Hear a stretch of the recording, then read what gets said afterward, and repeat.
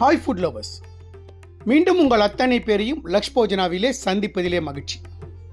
நம்மளை நிறைய பேர் ஹோட்டலுக்கு போனால் தோசை சாப்பிடாம வரமாட்டோம். ஏன்னா அந்த தோசை பார்க்கும்போதே நல்ல ஒரு கோல்டன் கலரில் கிறிஸ்பாக முறுமுறுன்னு இருக்கும். ஸோ அது ஹோட்டலில் கிடைக்கக்கூடிய அதே டேஸ்ட்டில் அதே தோசையை நம்ம வீட்டில் பண்ணால் எப்படி இருக்கும்? வாங்க, ஹோட்டல் ஸ்டைல் ஒரு கிறிஸ்பி தோசை, மசால் தோசை வாங்க பார்க்கலாம், எப்படி பேசலான்னு பார்க்கலாம்.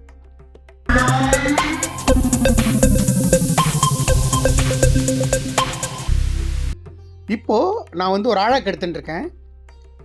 4 ஆழாக்கு பச்சை அரிசியும் 1 ஆழாக்கு உளுந்தும் 1 டீஸ்பூன் வெந்தயம், இதை ரெண்டையும் தனித்தனியாக பவுலில் போட்டிருக்கேன். ஃபஸ்ட்டு இது ரெண்டையும் 4 வாட்டி நல்லா களைஞ்சிட்டு உங்களுக்கு எடுத்து வந்து காட்டுறேன். நல்லா களைஞ்சி எடுத்துகிட்டு வந்துட்டேன். இதை கிட்டத்தட்ட ஒரு 5 to 6 hours நல்லா ஊற வைப்போம். ஊற வச்சதுக்கப்புறம் இது கிரைண்டரில் போட்டு அரைக்கணும். அரைக்கும் போது எப்படி அரைக்கணும்னு நான் காட்டுறேன். இப்போது நம்மளோட உளுந்தும் அரிசியும் கிட்டத்தட்ட 6 மணி நேரம் நல்லா ஊறிருக்கு. இப்போ நல்லா ஃபுல்லாக நான் தண்ணியை இருத்துட்டு முதல்ல உளுந்தை கிரைண்டரில் போட்டுக்கிறேன். உளுந்தை ஒரு 80% உளுந்தை அரைச்சதுக்கப்புறம் நான் அரிசியை சேர்த்து அரைக்கிறேன். ரெண்டையும் சேர்த்து அரைக்கணும். ஃபஸ்ட்டு உளுந்து போட்டு அரைக்கணும், அப்புறம் அரிசியை போட்டு அரைக்கணும். பந்து மாதிரி அரைக்கணும், வெண்ணெய் மாதிரி அரைக்கணும். நான் இப்போ உளுந்து சேர்த்துக்கிறேன்.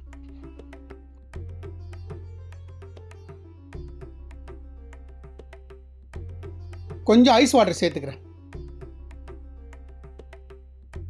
இப்போ பார்த்தீங்கன்னா நல்லா இந்த மாதிரி பந்து மாதிரி உளுந்து வருது. இந்த ஸ்டேஜில் நான் அரிசியை சேர்த்துக்கிறேன். மொத்த அரிசியை சேர்த்துருவோம் கொஞ்சம் கொஞ்சமாக.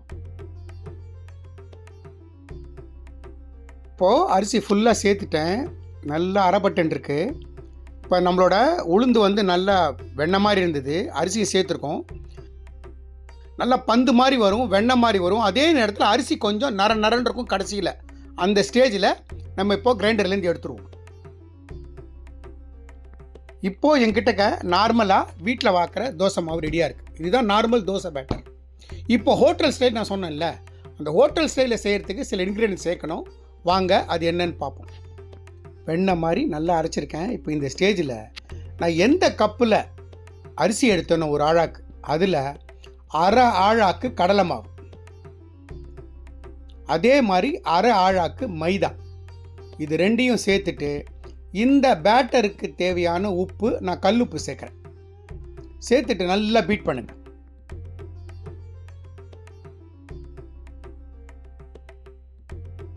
பேட்டர் கொஞ்சம் திக்காக இருக்குது. நான் கிரைண்டர் அரைச்ச போது தண்ணி எடுத்திருக்கேன். அந்த தண்ணி கொஞ்சம் சேர்த்து கரைச்சிக்கிறேன். ஏன்னா மறுபடியும் இப்போ நான் கடலை மாவு சேர்த்துருக்கோம், மைதா சேர்த்துருக்கோம், இன்னும் மாவு கொஞ்சம் கெட்டியாகும். அதனால் அந்த அரைச்ச தண்ணியை விட்டு நல்லா பீட் பண்ணி கலந்து விட்டுக்கிறேன். பார்த்தீங்களா, பீட் பண்ண மாவு நல்லா, கடலை மாவும் மைதாவும் நல்லா சேர்ந்து வந்திருக்கு. இப்போ இந்த ஸ்டேஜில் மூடியை போட்டு ஓவர் நைட் கிட்டத்தட்ட ஆல்மோஸ்ட் 10 to 12 மணி நேரம் நான் புளிக்க வச்சுட்டு அதுக்கப்புறம் பார்க்கலாம்.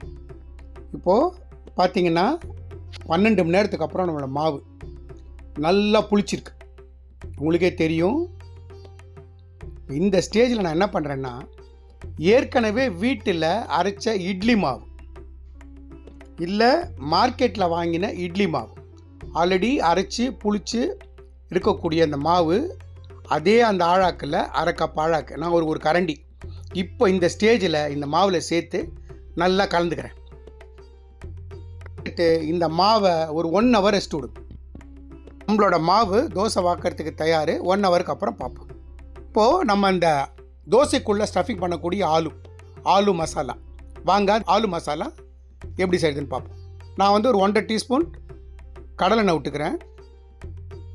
1 டீஸ்பூன் கடுகு, 2 டீஸ்பூன் உளுத்தம்பருப்பு, இஞ்சி ஜீரகம், கொஞ்சமாக கருவேப்பிலை. உளுத்தம்பருப்பு நல்லா செவக்கிற வரைக்கும் வறுத்துருங்க. நான் 2 பச்சை மிளகாய் நல்லா ஃபைனாக கட் பண்ணி வச்சுருக்கேன். அது கூடவே ஒரு சிறு துண்டு இஞ்சியை ஃபைனாக சாப் பண்ணி வச்சுருக்கேன், அதையும் சேர்த்துறேன். இப்போது என் கையில் நல்ல பெரிய ஒரு வெங்காயத்தை ஜூலியன்ஸாக கட் பண்ணியிருக்கேன். அந்த கட் பண்ண வெங்காயத்தையும் இது கூட சேர்த்து இந்த எண்ணெயிலேயே ஒரு 2 to 3 மினிட்ஸ் ஸ்லைட்டாக வதக்குங்க. இந்த டிஷ்ஷை பொறுத்த மட்டுக்கும் நம்ம போட்ட பச்சை மிளகாயும் இஞ்சியும் தான் காரம், வேறு காரம் கிடையாது. இந்த வெங்காயம் ஸ்லைட்டாக வதங்கிறதுக்கு கொஞ்சமான உப்பு சேர்த்துக்கிறேன். இந்த வெங்காயம் ரோஸ்ட் பண்ணக்கூடாது, ஸ்லைட்டாக வதக்கிட்டு தண்ணி சேர்த்துடணும், வேக வைக்கணும் வெங்காயத்தை. நான் கொஞ்சமாக மஞ்சள் பொடி சேர்த்துக்கிறேன். மஞ்சள் பொடி சேர்த்துட்டு ஸ்லைட்டாக ஒரு பரட்டி கொடுத்துட்றேன். 1/4 டம்ளர் தண்ணியை சேர்த்து நல்லா கலக்கி கொடுத்துட்டு இந்த வெங்காயம் வெந்து வர வரைக்கும் வெயிட் பண்ணும்.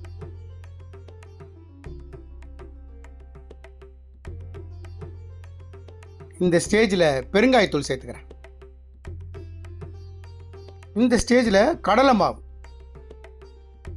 மாவையும் சேர்த்துட்டு நல்லா ஃபைனாக பரட்டி கொடுத்துட்றேன். கொஞ்சமாக தண்ணி சேர்த்துக்கிறேன். ஏன்னா கடலை மாவு சேர்த்திங்கன்னா அந்த கடலை மாவோட பச்சை வாசனை போகணும். அதுக்காக கொஞ்சம் தண்ணி சேர்த்து நல்லா கலக்கி விட்டுட்டு அந்த கடலை மாவோட பச்சை வாசனை போகிற வரைக்கும் வெயிட் பண்ணும். கிட்டத்தட்ட ஒரு 4 உருளைக்கிழங்கு, பெருசாக ஒரு 2 உருளைக்கிழங்கு, சின்னதாக ஒரு 2 உருளைக்கிழங்கு ஏற்கனவே குக்கரில் போட்டு நல்லா வேக வச்சு வச்சுருக்கேன். அதை நான் கையில் இப்போ கொஞ்சமாக மசிச்சு வச்சுக்கிறேன். நம்மளோட கடலை மாவு பச்சை வாசனை போயிடுத்து.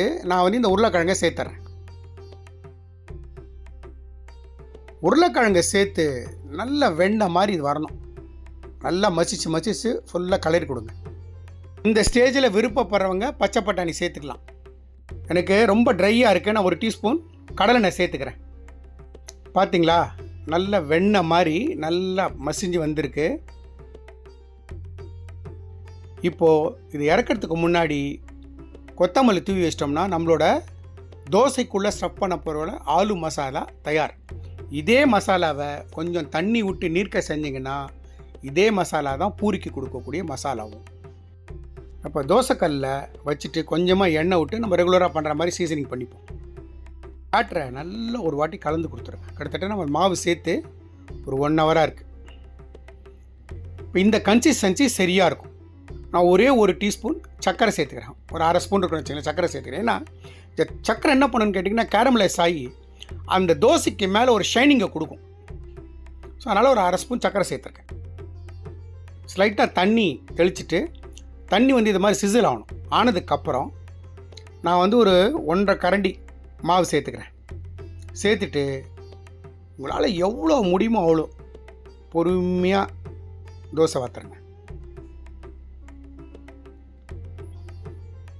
எப்படி வருது பாருங்கள் மாவு.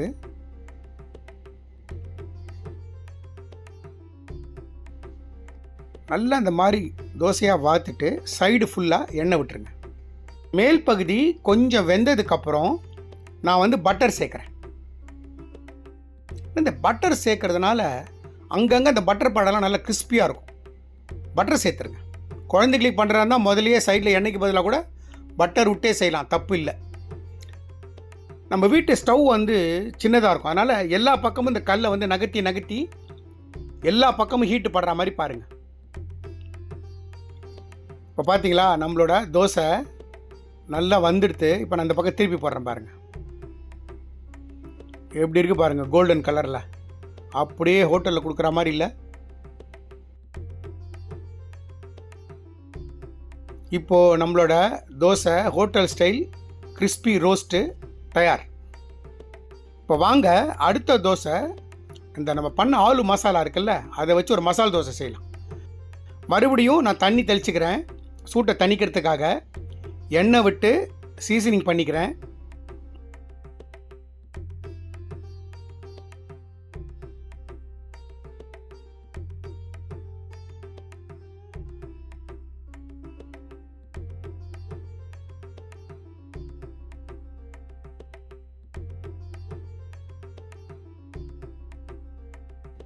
இப்போ இந்த ஸ்டேஜில் மேலே பட்டர் போட்டு நல்லா அப்ளை பண்ணிட்டுங்க. இப்போ நம்மளோட தோசை எட்ஜெல்லாம் நல்லா கிறிஸ்பி ஆக ஆரம்பிச்சிடுது. அந்த பக்கம் திருப்பி போடுங்க. பார்த்தீங்களா, நல்ல கோல்டன் கலரில் கிறிஸ்பியான ஒரு தோசை. அந்த பக்கம் போட்டு ஒரு ஜஸ்ட் ஒரு ஃபியூ செகண்ட்ஸ் இந்த பக்கம் திருப்பிடுங்க. திருப்பிட்டு நம்மளோட ஆலு எடுத்து ஸ்டஃப் பண்ணிடலாம். நம்மளோட ஆலு மசாலா இந்த மாதிரி வச்சுட்டு ஸ்டஃப் பண்ணிவிட்டு தோசையை ஸ்லைட்டாக ஃபோல்டு பண்ணோம்னா நம்மளோட மசால் தோசை, கிறிஸ்பி மசால் தோசை ஹோட்டல் ஸ்டைல் தயார். ஹோட்டல் ஸ்டைல் ஒரு கிறிஸ்பி மசால் தோசை அட்டகாசமான ரெசிபி. ஹோட்டலில் நீங்கள் எப்படி சாப்பிடுங்களோ அதே மாதிரி பாருங்கள். இவ்வளோ நேரம் ஆச்சு, அப்போ கூட அந்த இது அப்படியே இருக்கும், அந்த கிறிஸ்ப்னஸ். அட்டகாசமான ஹோட்டல் சுவையில் ஒரு கிறிஸ்பி மசால் தோசை தயார். நான் எந்த மாதிரி இன்க்ரீடியன்ஸ் போட்டு எப்படி செஞ்சனோ அதே மாதிரி செய்யுங்க. எனக்கு கிடைச்சது எக்ஸ்ட்ரா ரிசல்ட் உங்களுக்கும் கிடைக்கும். இந்த வீடியோ பிடிச்சிருந்தா லைக் அண்ட் ஷேர் பண்ணுங்கள். உங்கள் ஃபேமிலி அண்ட் ஃப்ரெண்ட்ஸ்க்கு வந்து ரெக்கமெண்ட் பண்ணுங்கள். மறக்காமல் நம்ம சேனலை வந்து சப்ஸ்கிரைப் பண்ணுங்கள். நம்ம சேனல் நிறைய பேர் பார்க்குறீங்க, 53% சப்ஸ்கிரைப் பண்ணாமல் பார்க்குறீங்க. ஸோ தயவு செஞ்சு சப்ஸ்கிரைப் பண்ணுங்கள். நீங்கள் சப்ஸ்கிரைப் பண்ணிங்கன்னா இந்த மாதிரி நிறைய டிஷ் எங்களால் ப்ரொமோட் பண்ண முடியும். எந்த மாதிரி இன்க்ரீடியன்ஸ் போட்டு எப்படி செஞ்சனோ அதே மாதிரி செய்யுங்க. எனக்கு கிடைச்சது எக்ஸ்ட்ரா ரிசல்ட் உங்களுக்கும் கிடைக்கும். நம்ம லக்ஷ்போஜனா சேனலுக்காக ஒரு வாட்ஸ்அப் குரூப் கிரியேட் பண்ணியிருக்கோம். நோட்டிஃபிகேஷன் ப்ராப்ளம் சால்வ் பண்ணுறதுக்காகவும் இன்ட்ரெஸ்டட் பர்சன்ஸ் இன்க்ரீடியன்ஸை பார்த்து சமைக்கிறதுக்காகவும் ரொம்ப யூஸ்ஃபுல்லாக இருக்கும். இன்ட்ரெஸ்ட் பர்சன் லிங்க் டிஸ்கிரிப்ஷன் பாக்ஸில் இருக்குது, ஜாயின் பண்ணிக்கோங்க. தேங்க்ஸ் ஃபார் வாட்சிங் my all videos. Lakshman signing off from Lakshpojana.